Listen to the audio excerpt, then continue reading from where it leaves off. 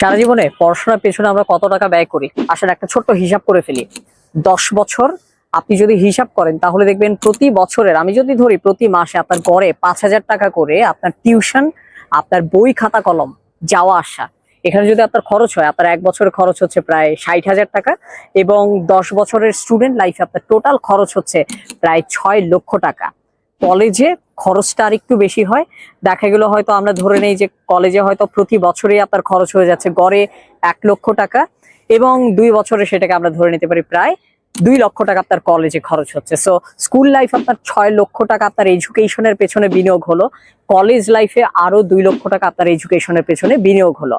University আপনি যদি ধরে নেই কোনো একটা প্রাইভেট ইউনিভার্সিটিতে আপনি যদি আসলে পড়াশোনা করেন, আপনার 4 বছরের জন্য আপনার খরচ হবে department two department, varsity two varsity ভেদে হয়তো 8 লক্ষ থেকে 16 লক্ষ টাকা। এবং আপনি যদি মাস্টার্স করেন তখন আপনার খরচ হবে 2 লক্ষ থেকে 4 লক্ষ টাকা। আমি যদি সবচেয়ে ছোট ছোট হিসাবটাও যদি নেই, স্কুলের 6 লাখ, কলেজের 2 লাখ, হয়ে গেল 8 লাখ। এর পাশাপাশি আমি যদি ধরে নেই যে আবার ইউনিভার্সিটির আরো 8 লাখ মানে 16 লাখ, মাস্টার্সের 2 লাখ, অর্থাৎ 18 লক্ষ টাকা, যেটা কিনা সর্বোচ্চ 25 লক্ষ টাকা প্লাস মাইনাস পর্যন্ত হতে পারে। এই পরিমাণ টাকাটা আসলে আমরা ইনভেস্ট করি আমাদের লাইফে একটা অনার্স এবং মাস্টার্স পাওয়ার পর্যন্ত। 25 লক্ষ টাকা ইনভেস্ট করার পরও আমাদের অনেক সময় দেখা যায় একটা 25,000 টাকারও চাকরি পাওয়া আসলে একটু টাফ হয়ে যায়। প্রশ্নটা হচ্ছে কেন? এই যে 25 লক্ষ টাকা আমরা আসলে ইনভেস্ট করছি, আমাদের সব কন্টেন্ট আসলে আমাদের জব মার্কেটের সাথে অনেক অনেক বেশি কানেক্টেড থাকে না। আমাদের ক্লাসে যেটা পড়ানো হয় এবং আমরা প্রতিষ্ঠানে গিয়ে আমরা যে কাজগুলো করি তার ভেতরে আসলে অনেক বিস্তর ফারাক থাকে। এমনকি এটাকে বলা হয় যে জ্ঞান আর প্রজ্ঞার ভেতরে পার্থক্য রয়েছে। প্রজ্ঞার একটা চমৎকার ফুল মিনিং রয়েছে, এটাকে বলা হয় প্রয়োগকৃত জ্ঞান। আমাদের জ্ঞানগুলো প্রথমত আউটডেটেড, দ্বিতীয়ত যে জ্ঞানটুকু আমার আপডেটেড সেটাকে অনেক ক্ষেত্রে আসলে আমরা আমাদের জায়গা থেকে আসলে অ্যাপ্লাই করতে পারি না, আমরা আমাদের জায়গা থেকে আসলে অনেক ক্ষেত্রে সেটাকে আমরা প্রয়োগ করতে পারি না, যার জন্য আসলে একটু আমাদের টাফ হয়ে যায়। আমি একটু আপনাদেরকে বলবো যে এই যে আপনার পুরো 17 বছরের শিক্ষা জীবনে আপনাকে যদি গড়ে 20 থেকে 25 লক্ষ টাকার মতো আপনাকে খরচ করতে হয়, এর ভেতরে যেটার একটা বড় অংশরই আপনার জব মার্কেটের সাথে আপনার কানেকশন থাকে না, সেক্ষেত্রে আপনি আপনার নিজের স্কিল ডেভেলপমেন্টের জন্য আসলে কত টাকা ইনভেস্ট করতে আপনি আগ্রহী আছেন।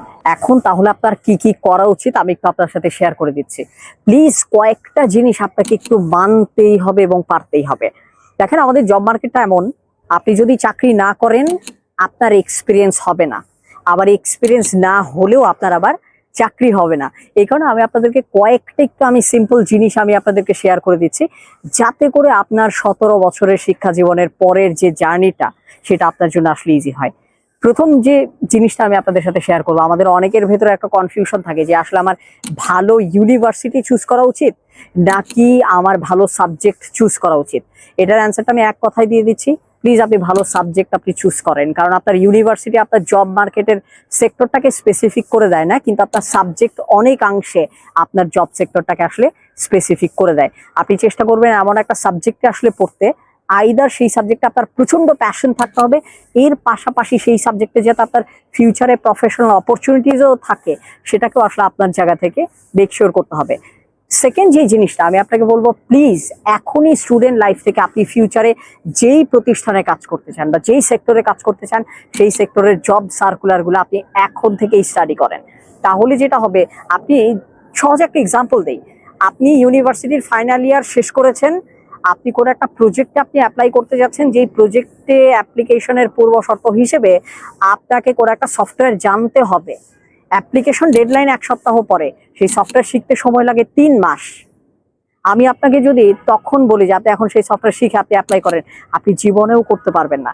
এই কারণে এখন থেকে আসলে যেটা উচিত, ফার্স্ট ইয়ার থেকে আপনি একটু চেষ্টা করুন আপনার জায়গা থেকে সর্বোচ্চ পরিমাণ নিজের পছন্দের ফিল্ডের জব সার্কুলারগুলোকে স্টাডি করতে।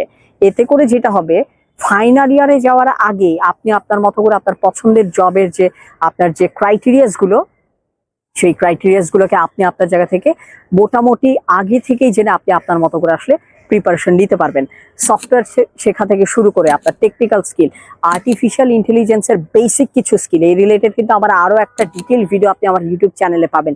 আপনি স্কিলগুলো লিস্ট করেন, লিস্ট করে প্রত্যেকটা আপনি 1 বাই 1 আপনি একটু চিন্তা করেন। আমি আমার জায়গায় যেটা করতাম, আমি চেষ্টা করেছিলাম শুরুর দিকে কিছু স্কিল আইডেন্টিফাই করে একটা স্কিল 3 মাস সময় দেবো, আমি শেখার চেষ্টা করব। এইভাবে 12 মাসে যাতে আমার অন্তত 4টা স্কিল শেখা হয়, ইউনিভার্সিটিতে থাকাকালীন যাতে আমার অন্তত 15 থেকে 16টা বেসিক স্কিল আমার শেখার সুযোগ হয়। এর ভেতরে রয়েছে ইংরেজিটাকে ভালো করা, প্রেজেন্টেশন স্কিলটাকে ভালো করা, কমিউনিকেশনটাকে ভালো করা, টুকটাক একটু পেপার ওয়ার্কটাকে ঠিক মতো শিখে রাখা, বিভিন্ন ধরনের ডকুমেন্ট রিভিউ আসলে করতে পারা তাদের জায়গা থেকে, প্রোডাক্ট ইনোভেশন নিয়ে কিছু কাজ করা, বেসিক কিছু সফটওয়্যার শিখে রাখা এবং বেসিক কিছু অফিস অ্যাপ্লিকেশন যেগুলো আমাদের অফিসিয়াল যে কোনো কাজে আসলে প্রয়োজন হয়।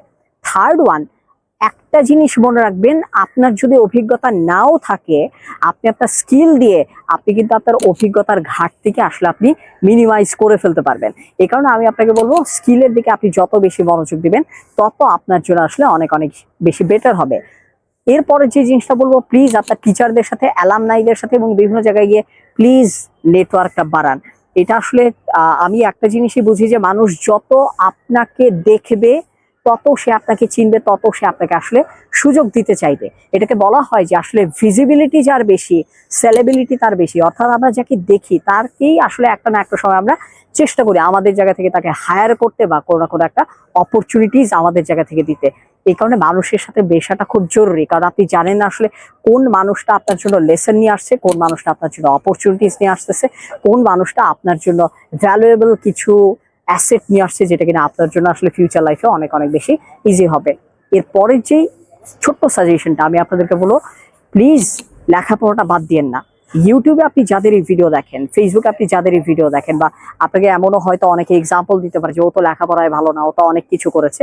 হ্যাঁ, এরকম মানুষজন রয়েছে, কিন্তু একটা জিনিস সবসময় মনে রাখবেন যে আসলে জিপিএ ভালো পাওয়ার জন্য আসলে যে পরিমাণ ট্র্যাডিশনাল পরিশ্রম করতে হয়, জিপিএ ভালো না করে অন্য জায়গা থেকে সাকসেসও আপনি পাবেন, সেটার জন্য আপনার কিন্তু রিস্ক প্রবাবিলিটি, মানে রিস্ক অনেক হাই, প্রবাবিলিটি অনেক লো এবং আনসার্টেনিটি আসলে অনেক অনেক বেশি থাকে। আপনার লাইফে অ্যাক্সিডেন্ট আসলে সেটাকে অ্যাকসেপ্ট করবেন, তার মানে এই না আপনি নিজে থেকে গিয়ে অ্যাক্সিডেন্টকে দাওয়াত করে আপনার লাইফে নিয়ে আসবেন। এই ভুলটা যাতে আসলে আমরা আমাদের জায়গা থেকে না করি। ফাইনালি আমি একটা জিনিস আপনাদেরকে বলবো, প্লিজ, বাংলাদেশের জব মার্কেটটা এমন, আপনি এই জব মার্কেটে দাঁড়িয়ে আপনি যদি এমন একটা জব সিকিউর করেন যেটা স্যালারি 35,000 থেকে 40,000, আমি বলবো যে আপনি অনেকখানি স্টেবল পজিশনে আছেন, অনেকখানি আপনি স্যাটিসফ্যাক্টরি পজিশনে রয়েছেন। কারণ বাংলাদেশে এমনও অনেক প্রতিষ্ঠান রয়েছে যারা আপনাকে হয়তো 10,000, 15,000, 20,000, 25,000 টাকা আপনাকে স্যালারি অফার করবে। মার্কেট স্ট্যান্ডার্ড থেকে আপনি যথেষ্ট পরিমাণে উপরে থাকবেন যখন আপনার স্যালারি রেঞ্জটা মোটামুটি স্টার্টিংটা আপনি চেষ্টা করবেন একটু ভালো জায়গা থেকে 35-40 থেকে আপনি শুরু করলে সেটা আপনার জন্য ফাউন্ডেশনের পরবর্তীতে জাম্প করাটা আসলে অনেক অনেক ইজি হয়।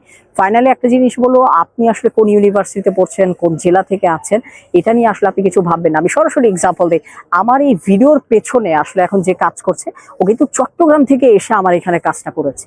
মানে এই ভিডিওটা সে এখানে ফুটেজ নিচ্ছে এবং একই সাথে সে পোস্ট প্রোডাকশনের A to Z সবগুলো কাজ তারা করবে। আমার যে এজেন্সিটা কাজ করে সেটার একটা ছেলে, মানে বেশিরভাগ ছেলেপেলেই হচ্ছে প্রাইভেট ইউনিভার্সিটির, এবং তারা শুধু আমারই কাজ করে না, তারা অনেক ভালো ভালো প্রতিষ্ঠানে তারা মার্কেটিং প্রজেক্টের কাজ করে। এমনকি সেই প্রতিষ্ঠানে যে কিনা প্রধান, সে নিজেই ইস্ট ওয়েস্ট ইউনিভার্সিটির ব্যাকগ্রাউন্ডের। দিন শেষে আপনার যদি স্কিল থাকে তাহলে মনে রাখবেন কারো না কারো আপনাকে প্রয়োজন হবে, ওই প্রয়োজনটাই আসলে আপনার জন্য একটা জব অপরচুনিটিস তৈরি করে দিবে। আর ঠিক এই কারণে আমি আপনাকে বলবো, দুটো প্রশ্ন নিজেকে করুন। 17 বছর সময় গিয়েছে, অনেক কিছু পড়েছি, কি কি স্কিল রয়েছে আমার গ্যাপ সেটা বের করি, সেটা পড়ে ফেলি, এবং যেই ইনভেস্টমেন্টটা আসলে আমাদের পড়াশোনার পেছনে গিয়েছে, সুযোগ হলে কিছুটা ইনভেস্টমেন্ট নিজের শেখার জন্য করি। কারণ একটা জিনিস মনে রাখবেন, আপনার ছাত্র জীবন 17 বছরের, কিন্তু আপনার কর্মজীবন হতে পারে 30 থেকে 40 বছরের, যেটা আপনার ছাত্র জীবনের চেয়েও ডাবল। আপনার ছাত্র জীবনের চেয়েও দ্বিগুণ সময় এখনো আপনার লাইফে পড়ে আছে, সেইটার জন্য প্রিপেয়ার্ড হওয়াটা অনেক অনেক বেশি জরুরি। তাহলেই যেটা হবে, আপনি আপনার মতো করে কিছুটা হলেও লাইফে সাস্টেইনেবিলিটি এবং সাকসেস এবং কিছুটা স্ট্যাবিলিটি, যেটা লাইফে অনেক বেশি জরুরি, সেটা আপনি নিয়ে আসতে পারবেন। দেখা হবে নেক্সট কোন একটা ভিডিওতে।